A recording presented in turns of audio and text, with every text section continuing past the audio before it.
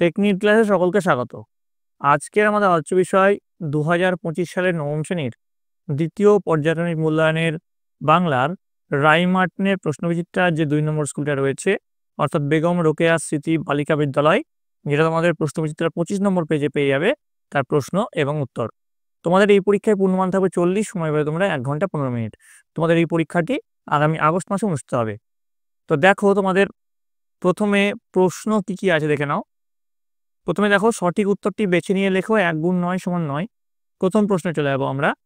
রাধারানীর সঙ্গী প্রতীকটি মালার দাম নির্ধারণ করেছিল ৪ পয়সা, ২ পয়সা, ৩ পয়সা নাকি ১ পয়সা? উত্তর হচ্ছে ৪ পয়সা। পরের প্রশ্ন, জানি নাই এত স্নিগ্ধ গন্ধ ঝরে। স্নিগ্ধ গন্ধ ঝরে কোথায়? উত্তর যেটা হবে ঘ, রূপসীর চুলের বিন্যাস থেকে। পরের প্রশ্ন, কামরাঙা লাল মেঘ যেন মৃত মুনিয়ার মতো ঢেউয়ে ডুবে গেছে। উত্তর যেটা হবে গঙ্গাসাগরে। পরের প্রশ্ন, কে এইখানে ঘর বেঁধেছে নিবিড়? উত্তর হচ্ছে অনুরাগে। পরের প্রশ্ন, মিসেস বুলের সম্পূর্ণ নাম? উত্তর হচ্ছে সারা বুল। পরের প্রশ্ন, আলালের ভাষার রচয়িতা হলেন? উত্তর প্যারিচাঁদ মিত্র। পরবর্তী প্রশ্ন, আর্গাস ম্যাজিক দেখাতে শুরু করেন যে বয়স থেকে? উত্তর হচ্ছে ১৯।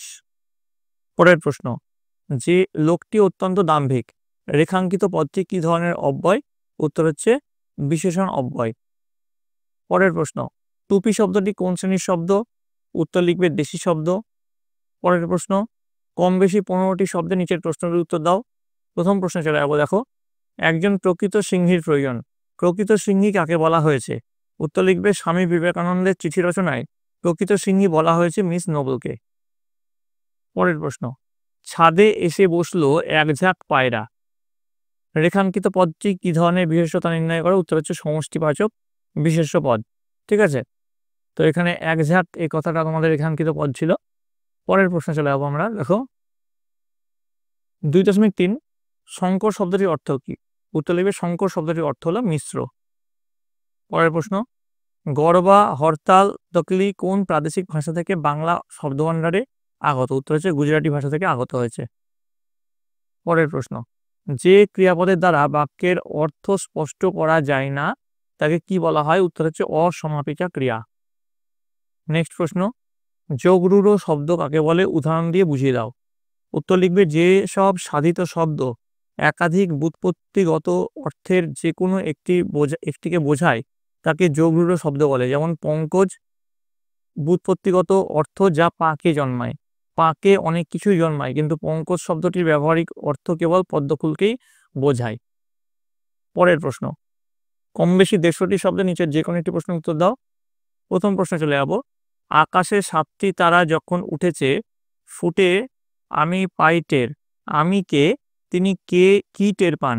আমির পরিচয় কি তাহলে? আকাশে ৭টি তারা কবিতা থেকে গৃহীত আলোচ্য পংক্তিটিতে আমি হলেন কবি জীবনানন্দ দাশ নিজেই। আর টের পাওয়া বিষয়টি কি? যখন আকাশে ৭টি তারা ফুটে ওঠে তখন কবি টের পান যে বাংলার প্রকৃতি এবং সেই প্রকৃতি লালিত জীবনের মধ্যে রয়েছে বাংলার প্রাণ। নরম ধানের গন্ধ, কলমির গন্ধ, হাঁসের পালক, স্বর, পুকুরের জল, চাঁদা সরপুটিদের মৃদু গন্ধ, এইসবে কবি বাংলার প্রাণ খুঁজে পান। আবার কিশোরীর চাল ধোয়া ভিজে হাত কিংবা কিশোরের পায়ে দলা মুথা খাসে এই প্রাণময়তাকেই কবি দেখেন। খসে পড়া লাল বট ফলের ক্লান্ত নীরবতাতেও তিনি বাংলার প্রাণকে উপলব্ধি করেন। এই সবই তিনি টের পান আকাশের ৭টি তারা উঠলে। পরের প্রশ্ন, ফুরোই না সেই একগুঁয়েটার দুরন্ত পিপাসা। এখানে একগুঁয়েটার দুরন্ত পিপাসা বলতে কি বোঝানো হয়েছে? একটা পাটের প্রশ্ন। আর একটা পাটে রয়েছে পিপাসা ফুরোই না বলতে কি বোঝাতে চেয়েছেন কবি। দেখো, প্রথম পার্টের যে প্রশ্নের উত্তরটা সেটা এখানে ডিসপ্লে করা হচ্ছে, তোমরা একবার দেখে নাও। এভাবে শুরু করবে। কবি নীরেন্দ্রনাথ চক্রবর্তীর অন্ধকার বারান্দা কাব্যগ্রন্থের অন্তর্গত আবহমান কবিতা থেকে উপরিউক্ত চরণটি নেওয়া হয়েছে। এভাবে শুরু করবে। ঠিক আছে, দেখো যেমন করে ডিসপ্লে হচ্ছে, আমি একটু ফাস্ট ফরওয়ার্ড করে দিলাম। যেমন করে এর উত্তরটা লেখানো হলো ঠিক একইভাবে তোমরা এই উত্তরটা লিখে নেবে ভিডিওটা পজ করে। আমি আর পড়লাম না, পড়লে ভিডিওটা কিন্তু অনেকটাই লম্বা হয়ে যাবে। ঠিক আছে, আশা করি তোমরা ভিডিওটা পজ করে সকলের উত্তরটা সুন্দর করে খাতায় লিখে নিয়েছো। এবার চলে যাবো আমরা পরবর্তী প্রশ্নে। 4 দাগের প্রশ্ন, কম বেশি 150টি শব্দের নিচে যে কোনো একটি প্রশ্নের উত্তর দাও। 5 গুণ 1 সমান 5। প্রথম প্রশ্নে চলে যাব। তুমি ঘরে আসিয়া দাঁড়াও, আমরা আলো জ্বালিয়া দেখি, টাকাতি পয়সা। বক্তা কখন এই মন্তব্য করেছে? আলো জ্বালার পরের ঘটনা উল্লেখ করো। প্রথমে দেখো বক্তা কখন এই মন্তব্য করেছে সেটার উত্তর এখানে লেখা হচ্ছে। আশা করি তোমরা সকলে দেখতে পাচ্ছ। এবার দেখো পরবর্তী প্যারাগ্রাফে লেখা হবে আলো জ্বালার পরের ঘটনা উল্লেখ করে, এটা আছে, তার উত্তরটা এর পরবর্তী প্যারাগ্রাফে লেখানো হবে। দেখো পরবর্তী যে ঘটনা সেটা পয়েন্ট করে এখানে লেখানো হয়েছে। ঠিক আছে, যেইভাবে আছে উত্তরটা তোমরা এইভাবেই কিন্তু উত্তরটা লিখে নেবে খাতায় সুন্দর করে, ভিডিওটা পজ করে। আশা করি তোমরা ভিডিওটা পজ করে সবাই লিখে নিয়েছো। চলে আসছি আমরা পরবর্তী প্রশ্নে। রাধারানীর বিবাহ দিতে পারল না, রাধারানীর পরিচয় দাও, কে কেন তার বিবাহ দিতে পারেনি? উত্তর লিখবে বঙ্কিমচন্দ্র চট্টোপাধ্যায়ের লেখা রাধারানী গল্পাংশের অন্তর্গত আলোচ্য উদ্ধৃতিতে রাধারানীর বিধবা মা রাধারানীর বিবাহ দিতে পারেননি। প্রায় 10 লক্ষ টাকার সম্পত্তির অধিকার নিয়ে রাধারানীর মায়ের সঙ্গে তাদের এক জ্ঞাতির মামলা হয়। হাইকোর্টে সেই মামলার রায়ে রাধারানীরা পরাজিত হলে আইন অনুযায়ী রাধারানী ও তার মাকে বাড়ি থেকে বিতাড়িত করা হয়। কিন্তু রাধারানীর মা মামলার রায় নিয়ে প্রিভি কাউন্সিলের একটি আপিল করেন। এতদিন ধরে মামলা চালানোর জন্য তাদের যেটুকু নগদ অর্থ ছিল তার সবই খরচ হয়ে যায়। তার গয়না অলংকার যা ছিল সেগুলো বিক্রি করতে রাধারানীর মা বাধ্য হন। সেই কারণে সর্বশান্ত রাধারানীর মা রাধারানীর বিয়ে দিতে পারেননি। ঠিক আছে, এবার দেখো পরবর্তী প্রশ্ন। কম বেশি 150টি শব্দের নিচের যে কোনো একটি প্রশ্নের উত্তর দাও। 5 গুণ 1 সমান 5। প্রথম প্রশ্নে চলে যাবো। দেখো সংস্কৃত ভাষা আত্মনির্ভরশীল। সংস্কৃত ভাষার আত্মনির্ভরশীলতার পরিচয় দাও। আর বাংলা ভাষাকে আত্মনির্ভরশীল ভাষা বলা যায় না কেন? 3 যোগ 2 আছে। তো প্রথমে যে 3 মার্কসের যে প্রশ্নটা আছে, অর্থাৎ সংস্কৃত ভাষার আত্মনির্ভরশীলতার পরিচয় দাও, সেটার উত্তরটা দেখো এখান থেকে শুরু করবে। এই আত্মনির্ভরশীল ভাষা বলা হয়েছে এতটা অবধি লিখবে। তারপরে বাংলা ভাষাকে আত্মনির্ভরশীল ভাষা বলা যায় না কেন, তার উত্তরটা দেখো নিচে লেখানো হচ্ছে কেন বলা যায় না। ঠিক আছে, বাংলা ইংরেজি আত্মনির্ভরশীল ভাষা নয়। ঠিক আছে, দুটো পার্টের উত্তর লেখানো হয়েছে, তোমরা এইভাবেই ভিডিওটা পজ করে সুন্দর করে খাতায় টুকে নেবে। আশা করি তোমরা সকলে লিখে নিয়েছো। চলে আসছি পরবর্তী প্রশ্নে। 5.2 কিন্তু বিঘ্নও আছে বহু, কোন উদ্দেশ্যে কে এই কথা বলেছেন? বক্তা কোন কোন বিঘ্ন আশঙ্কা করেছিলেন? এটাও 2 যোগ 3 হয়ে আছে। দেখো প্রথম পার্টের প্রশ্নের উত্তরটা এখান থেকে শুরু করবে, এতটা অবধি লিখবে।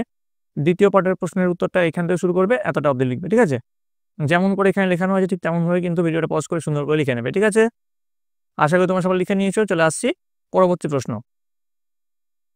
এবার দেখো 6 দাগের প্রশ্ন, কম বেশি 150টি শব্দের যে কোনো একটি প্রশ্নের উত্তর দাও। 5 গুণ 1 সমান 5। প্রথম প্রশ্ন, আমার অরনিথন যন্ত্র আজ তৈরি শেষ হলো, যন্ত্রটির পরিচয় দাও। আর এই যন্ত্রটির ব্যবহার কিভাবে শুরু হলো? তো অরনিথন যন্ত্রের পরিচয়, দেখো এখানে তার পরিচয়টা এখানে দেওয়া হয়েছে, এটা থ হবে। ঠিক আছে, ঠিক করে নিও। তারপরে দেখো এই যন্ত্রটির ব্যবহার কিভাবে শুরু হলো, যন্ত্রের ব্যবহার দিয়ে পয়েন্ট করে দ্বিতীয় পার্টের প্রশ্নের উত্তরটা এখানে লেখানো হয়েছে। ভিডিওটা পজ করে তোমরা সুন্দর করে লিখে নাও। আশা করি তোমরা লিখে নিয়েছো। চলে যাবো পরবর্তী প্রশ্নে। 6.2 অন্য প্রাণীর তুলনায় পাখির ক্ষমতা আরো বেশি, বিস্ময়কর, আরো বিস্ময়কর। কভার্স গল্প অনুসারে মন্তব্যটি যথার্থতা নিরূপণ করো। তো দেখো এখানে অনেক কটা পয়েন্ট দিয়ে লেখানো হয়েছে। প্রথম পয়েন্ট দেবে কথামুখ, তারপরে পয়েন্ট দেবে বাবুয়ের অনন্যতা, তারপরে পয়েন্ট দিবে ম্যালি ফাউলের অনন্যতা, পরের পয়েন্ট দিবে গ্রিবের অনন্যতা, নেক্সট পয়েন্ট দিবে অন্যান্য পাখির অনন্যতা।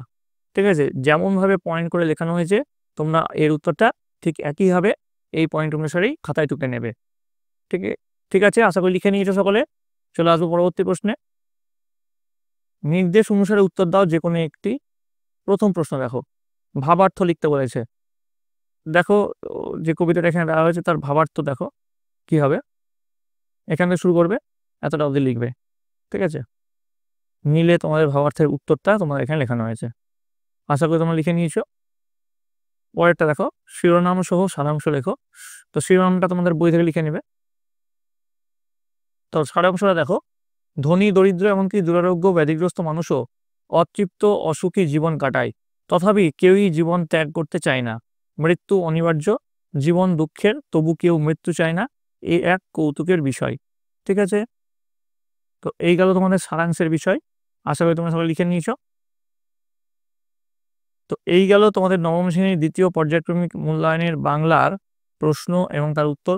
তোমাদের যদি এই ভিডিওটা ভালো লেগে থাকে অবশ্যই একটি লাইক করবে, বন্ধুদের কাছে অনেক অনেক শেয়ার করবে। আর এর পরবর্তীতে তোমরা কোন সাবজেক্টের প্রশ্ন উত্তর চাও সেটা কিন্তু কমেন্ট লিখে অবশ্যই জানাবে। কমেন্টে তোমাদের বিদ্যালয়ের নাম এবং কে কোন জায়গা থেকে দেখছো সেটা কিন্তু লিখতে ভুলবে না। আর এই প্রশ্নে যে হুবহু তোমাদের পরীক্ষার তেমন কোনো ব্যাপার নেই, এরকম টাইপের প্রশ্ন আসবে।